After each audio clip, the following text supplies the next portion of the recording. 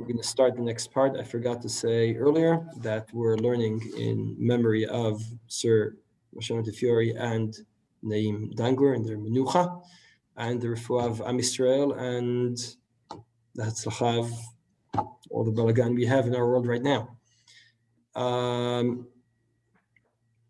So we're going to start going into this Imtitnu Likos Shelayin Lahavdalah. We're going to go L'Neru V'Libsamim.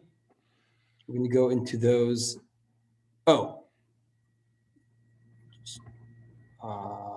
Okay.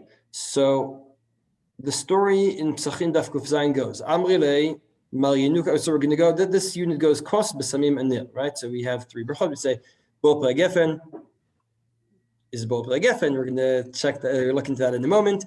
We have the bracha on the Besamim, and we have the bracha on the Ner. Those are the three things that this unit is going to go in, is going to analyze those three. Thank you, Yaakov, for sending the link. So the Gemara tells us the following story. Just a tidbit. Who's older, Mar Yenuka or Mar Kshisha? Who's older? I don't think we've mentioned them this year in the past, right? Lashon Sagi Nahar. Oh, so Shraga is saying, was that Shraga? It was it's Lashon Sagi Nahar, right? That Mar Yenuka, and Mar Yenuka should be the young, and Mar Kshisha should be the old. Tosfot say that Tosfot proves from somewhere else that Mar Yenuka is the older, but he explains the following. The question is, were they born when Rav Chisda was old or young? Rav Chisda was younger when Mar Yenuka was born, and Rav Chisda was older when Mar Kshisha was born. That's why Mar Yenuka is older, because he was born when his father was younger, right? So it's just a little tidbit. All right, they tell a story. Zimna Chada Ikla Ameimar Latrin. Ameimar came to visit. We didn't have wine. He went to sleep hungry. He went to sleep without eating. Right? We gave him shechar. Let's just call that ale for the moment, right? We gave him ale, and he refused to make havdalah on it. Went to sleep hungry. Next morning, we said we don't want to keep, the Rosh Yeshiva comes to visit our village, and we keep him hungry. It's not inappropriate. We went out of our way, got wine, and he made havdalah and was able to eat again. L'shana tu he came again. Silly mistake. He didn't learn from his mistakes. The first time he came again. Again, we didn't have wine. We gave him ale again. In that case, it must be a Chamal Medina, and that's why he agreed to make Havdalah on it. Now, this comes up in Havdalah. The question is, what about Kiddush? So now I'm going to do something different. I want to jump over to the Harchavot, where we discuss the issue of Kiddush. So, earlier in the same daf, it says the following. Could you make Kiddush on ale? Right, Rashi explains all these different beer or other fruit drinks, presumably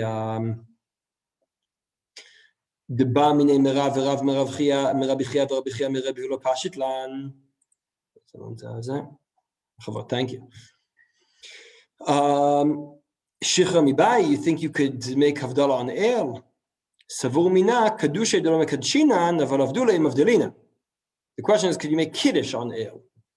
So he assumed that you can't make kiddush, but you could make havdalah. Amaro chasda hachi amarav kashem shen mekadshin kachen mavdelin alav. In manami amarav tachlifa bar avimi amar shmuel kashem shen mekadshim alav kachen mavdelin alav. So the bottom line of this part of the Gemara is, just like you can't make Kiddush, you can't make Havdalah on it. So the Gemara says the following. It starts off with saying, could you make Kiddush on ale? The answer is no. Okay, without Havdalah. Say, well, you can't, just like you can't make Kiddush, you can't make Havdalah. And then the Gemara brings a story about a Meimar who says that who made Havdalah on ale. So what's the bottom line going to be? The bottom line in the Gemara seems to be that Havdalah, that you could make Havdalah on ale. We have a Meiser of that a Meimar made Havdalah on ale. What about Kiddush? So we have two options, because the Gemara said, just like you can't make Kiddush, you also can't make Havdalah. But then we have a story about a Meimar who made Havdalah on ale. So does that mean, so just like you can't make Kiddush, you can't make Havdalah, so if you can make Havdalah, right, if A, then B. Right? If A, then B. But if not A, then not B. Now, what happens if you say, actually, B? Does that necessitate A or not? Right? Because the Gemara here doesn't say just like Havdalah, the same din will be in Kiddush. Gemara says, just like in Kiddush, you can't, so in Havdalah you can't. And the Gemara says, well, in Havdalah you can. Now, in fact, at this point, meaning the assumption was that Havdalah is not as strict as Kiddush either, right? Because at this point in the Gemara, the assumption was we're more Mekel in Havdalah than Kiddush. Then the Gemara says, no, we're not more Mekel in Havdalah than Kiddush. And we say, actually, yes, we are. So, yes, we are what? Yes, we're more Mekel in Havdalah than Kiddush, or yes, we do make Havdalah on either one. So that's a machloket here. The Rambam says, so the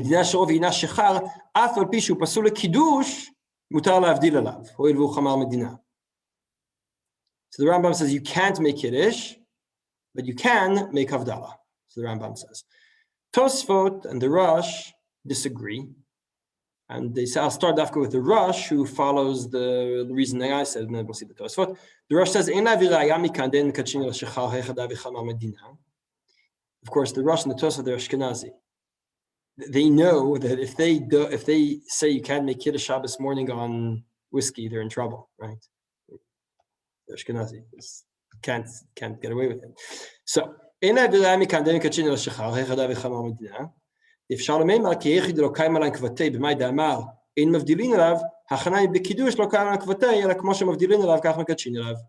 meaning, since the bottom line, this sentence was negated. We said, and then we said, well, you do make Havdalah, right? Just as A, so B. You say, well, actually not B. Say, so also not A.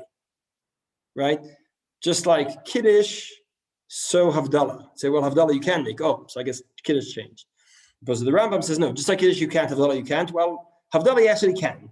Right? That's why the Machloket, the Rambam reads it as the second way I said just now, and therefore you can't make Kiddush, you can make Havdalah.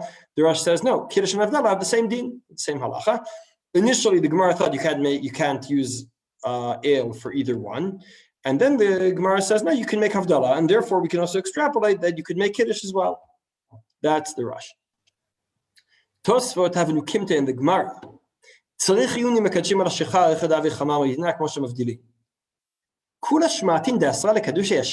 whole sugya that says you can make Kiddush on ale, Hooray, you remember 5 minutes ago that a Meimar made sure that it really is Chamar Medina. He said, there's Chamar Medina, meaning there are two things. It has to be Chamar, it has to be the ale that's the one that's always used. We're going to have to define that next week. Our time is running out. Running out of time here, so we're going to have to figure out exactly what a definition of Chamar Medina is. We'll do that next week. But the important point here is that Tosfot say when the Gemara says you can't make Kiddush nor Havdalah on ale, it means ale that's not Chamar Medina. Once Chamar Medina, of course you can. So that's why the Rambam says at this point, right? You have Machloket, Tosfot and the Rosh say you could make Kiddush, you could make Havdalah. Sorry. The Rambam says you can't make Kiddush, you can't make Havdalah on ale. Tosfot and the Rosh say no. That part of the Gemara was assuming they're the same. We halacha, we say they are the same. Just as you can make a Havdalah on ale, so you can make Kiddush on ale. That's Tosfot and the Rosh. Now, then the Rosh has an interesting idea. So he brings the Rishonim, the Ashkenazim who say, of course, you can make Kiddush on Chamar Medina. And then he has an interesting distinction like this. Tosfot טוב יותר לקדש על הפת, כיוון שהסעודה לכבוד שבת. אבל בבוקר יראה שיברך על השחר קודם ברכת המוציא, אם לא כן בטלה קידוש של יום. לרבים למקרא כמו קידוש הלילה, למה מבטלנו, כיוון שאפשר לקיימו על השחר. I'll explain what he means. He's saying like this. At night, what is better to do at night? Make kiddush on ale or make kiddush on the bread, on the challah? So he says, well, you make the kiddush on, let's see, you can make kiddush on wine. Kulei alma agree, you could make kiddush on wine or on bread or on challah. Ale, kacha kacha. So it's better to make kiddush at night on the bread. But what's the difference between the night kiddush and the morning kiddush? The night kiddush, you say a whole extra bracha to make it clear that it's kiddush. So what you do is you tell everyone to wash, you sit it down on the table, and you say Vaychulu Hashemayim v'Hazchol Tzvaam. Finish that parak, right? You say B'od Hashem Cholam, Hamotzi Lechem Min Haaretz, and then you continue B'od Hashem Cholam, Asher Yekadsham Tzavat Tzavanu, Shabbat Kodesh Bavos Nchilanu, etc. B'od Hashem Mekadesh Shabbat, and then you cut your challah. So your challah is clearly a challah of kiddush. But in the morning, you don't have all of that. In the morning, if you make hamotzi on the bread, you're going to say a couple of psukim. You'll say Zechor Yom Shalom Kadsho, fine. I know people who say those things anyway, who add certain things, right? So there's certain Hasidic minhags who people add something just to make it clear. We're doing the Lechem Mishnah thing here, right? Lechem Mishnah Bruch Mekadesh Shabbat. There are different nusachim. But that nusach doesn't make it kiddush. What will make it clear that you're making kiddush? For that, it's better to use ale, to use whiskey, to say, and then you're doing something out of the ordinary. If you're just going to wash, everyone's going to wash, sit down, and then say hamotzi. Even if you had a few psukim, what was kiddush about it? You're having the suda anyway. There's no kiddush that's. It's not evident that you made a separate kiddush. If you take out your whiskey, you take out your beer, you took something out, you made it clear that I'm making a kiddush before we eat. And that's why in the morning it's important to do it like that. The Shulchan Aruch likes this. And he says, "B'makom she'en yain matzui, yeshom shemekadshim al shachar u'shar mashkim chutz min hamayim." We're going to go, this definition over here is very much lacking. We have to define what is Chamal Medina. Bezrat Hashem next week. Yeshom she'en mekadshin on Chamal Medina, it's the Rambam. Right, so Yeshom the Ashkenazi Rishonim, Yeshom she'en kadshim, that's the Rambam and the Rif. L'rosh, balayla lo yekadesh al shachar ela al pat. בבוקר יותר טוב לקדש על השחר, שיברך עליו שהכל קודם ברכת המוציא. Why? As we said, שאם יברך על הפת תחילה, אין כאן שום שינוי, ודברי טעמם, he likes this, and then the Rima agrees, קדם מנהג פשוט כדברי הראש, now not only פשוט, it was generally very much accepted, but an interesting thing is that everyone seems to agree that making kiddush on whiskey is not lechatchila.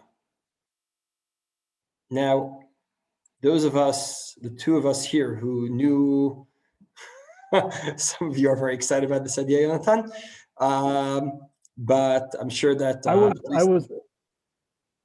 was wondering about this since it's so popular to do kiddush on other than wine. I was wondering about this since the last year when we said it, we had to do kiddush b'boker al hayayin. So I was waiting for this follow-up. Right. Okay, I accept that.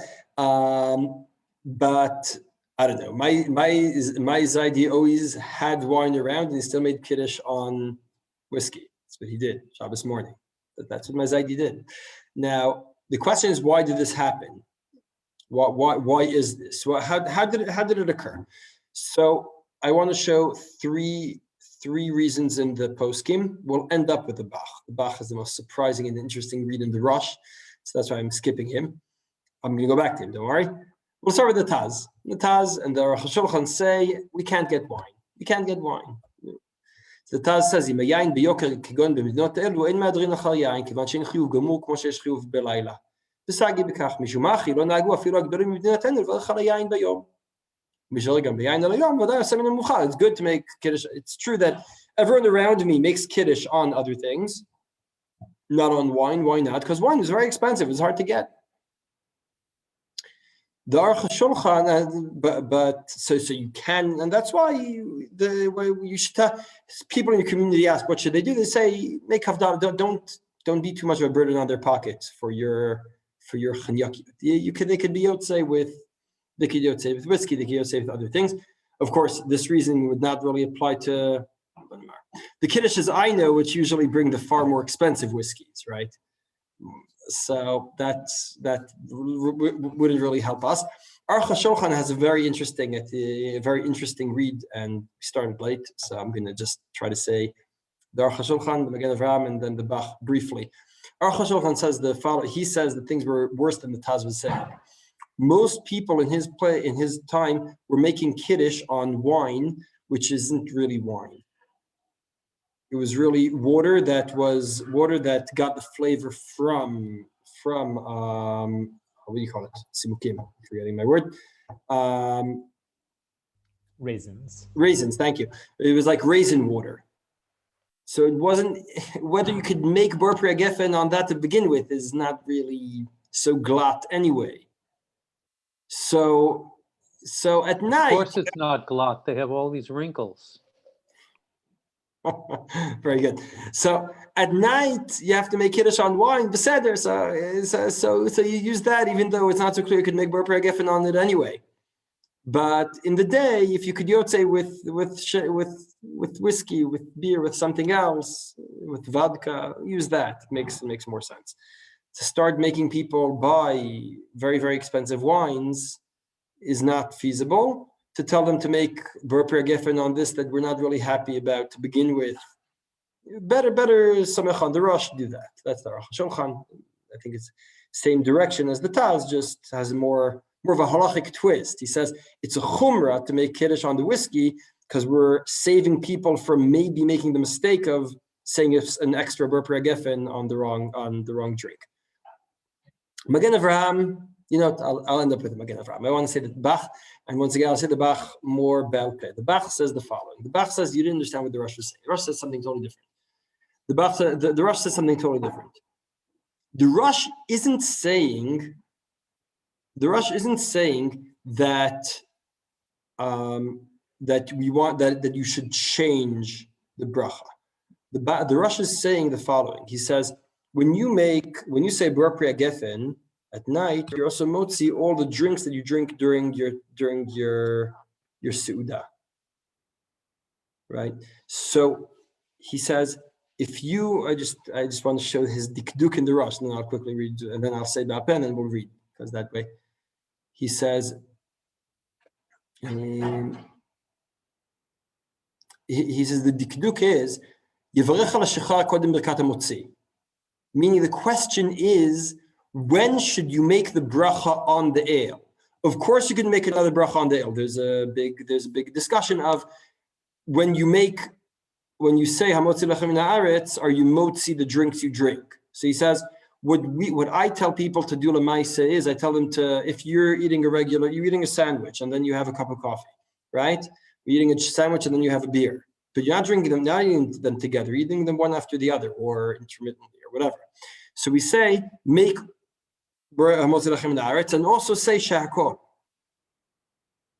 So the question isn't whether he should say shahakol, the question is when should he say shahakol? You're going to say shahakol anyway, might as well say it before to make it clear. It's not a question of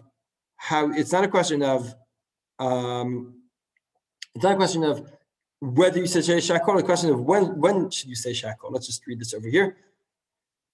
לדעתי נראה קצת יישוב בשום לב למה שכתב הראש הקדוש בבוקר לשחר, שאם מברך על הפת תחילה אין כאן שום שינוי, הלא גם אתה שהיה מברך על השחר תחילה אין כאן שינוי.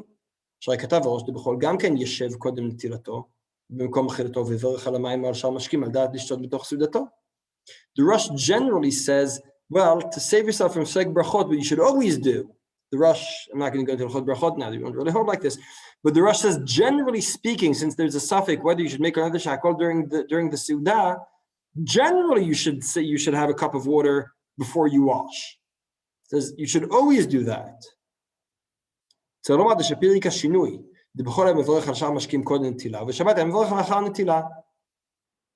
right? There's another aspect that the Rosh was like the Yekis, who they washed and then said Shakol. So really, it says like this, there's a combination of two things here. One is the Rosh is talking about should you wash, then say Hamotzi, and then say Shakol, right? This is going to be a bit confusing. Bear with me. During the week, you'd say Shakol, then wash, and then say Hamotzi. On Shabbos, what the Rosh usually did was he washed, then said Bor Pri Gefen, and then said Hamotzi. What happens if he doesn't have wine? What should he do that now? So he'll wash first because it's Shabbos. B'chol Mikra, he washes first. He doesn't have wine, so he's not going to say Bor Pri Gefen now. Should he first say Hamotzi, or should he first say Shakol? So he says to make it clear that it's not just washing and saying Hamotzi, you should say Shakol then. That's what he says here. במקום סעודה, על דעת לשתות בתוך הסעודה, לכן אף בשבת בבוקר הם מקדשים על השיכה ומכבדים בברכה הזו לשתות המשקים שישתו בתוך הסעודה. And that's why they ended up deciding that it's best to say shehakol. So really you washed, you say like this, you're going to make hamotzi in the Suda anyway. You're going to say shehakol in the Suda anyway. You don't have wine, you don't have enough wine. What should you do now? That's why the Rosh is saying first you should, with the normal order of things, if you don't have much wine, is wash, shakol, hamotzi, to make it clear that that's the order that we do on Shabbos. A bit confusing if you didn't hold cup beseder, we need to understand more about Hilchot Brachot, but just in one word, normally during the week the Rosh would say shakol, wash, then hamotzi. On Shabbos the Rosh would say wash, make Kiddush, then hamotzi. In this case, he doesn't have wine. So should he wash, say Kiddush on the Challah? Well, Kiddush on the Challah is just saying a few psukim, and then say Shakol, or should he wash, say a few psukim and Shakol, and then Hamotzi? And that's what the Rosh means. So there? Now, the more important machloket to us Ashkenazim really is between the Taz and the Aruch HaShulchan and the Magen Avraham. Taz and the Aruch HaShulchan said, you should only make Kiddush on ale, on beer, and something else, if you don't have wine, if it's very hard to get wine, if it's too much of if it's too hard to get your hands on wine, too expensive. In our day and age, it's hard to say that. Most, and especially what I see around me, people normally, if they're going to make Kiddush on whiskey, they'll make it on things that are far more expensive than the wine. And that's what the Magen Avraham fits in. I think this is what most Ashkenazim ultimately think. לי נראה דטעמה משום דבמדינתנו השיכה וחמר מדינה, כן אפילו יש יין בעיר רשאי לקדש עליו. I missed the important part. The important part is that you make Kiddush on the Chaviv. The Gemara says that if you don't really like wine and you like challah more, you should make Kiddush on the challah. We don't really hold that. Magen Avraham says right, because the Kiddush on the challah, you're skipping a stage, you're skipping a step that the challah and the wine should be separate. The challah and the Kiddush should be separate. Fine. But whiskey is separate. And if you're going to enjoy that whiskey more than you're going to enjoy wine and more than you enjoy the challah, we prefer that. And you should make Kiddush on the chaviv. I think ultimately most Ashkenazim assume this. I imagine if any of us lived, in Poland in tough times, we'd probably appreciate the Taz and Aruch HaShulchan more. And it could be that our Zaydis, because we really did have trouble getting a decent kosher wine, said the wine wasn't drinkable, or as Aruch HaShulchan says, not bracha-able, as Aruch HaShulchan says. As the Kiddush is in Shul, in the end, I think that we all accept the Magen Avraham's view, where you should make Kiddush on whatever you prefer drinking.